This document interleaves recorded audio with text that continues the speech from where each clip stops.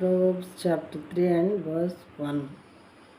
My son, do not forget my teaching, but let your heart keep my commandments.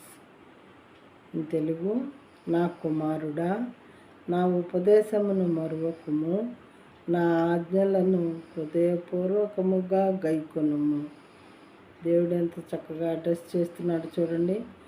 నా కుమారుడా, ఇంతగా ప్రేమించే దేవుడిని మనం ఈ వాక్యం వినేటటువంటి మనము కలిగి ఉన్నామా? మనం పూజించి మనం ఆరాధించేటటువంటి దేవీ దేవతలు అనబడిన వారు మనల్ని నా కుమారుడా అని ఎప్పుడైనా సంబోధించారా, పిలిచారా? జాగ్రత్తగా మనం వాక్యాన్ని అర్థం చేసుకోవాలి. నా కుమారుడా అని దేవుడు పిలుస్తున్నాడు. ఈ లోకపు తల్లిదండ్రులు పిలవటం అనేది మనం వింటూ ఉంటాం, కానీ ఒక భగవంతుడు, మరి సృష్టికర్త అయినటువంటి దేవుడు మనల్ని నా కుమారుడా అని పిలవటం చాలా సంతోషాన్ని, ఆశ్చర్యాన్ని కూడా కలిగిస్తూ ఉన్నదన్నమాట.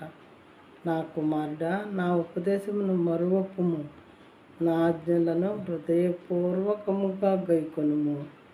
హార్ట్ఫుల్గా గైకొనమని చెప్తూ ఉందన్నమాట. ఆయన టీచింగ్స్, ఆయన కమాండ్మెంట్స్ని.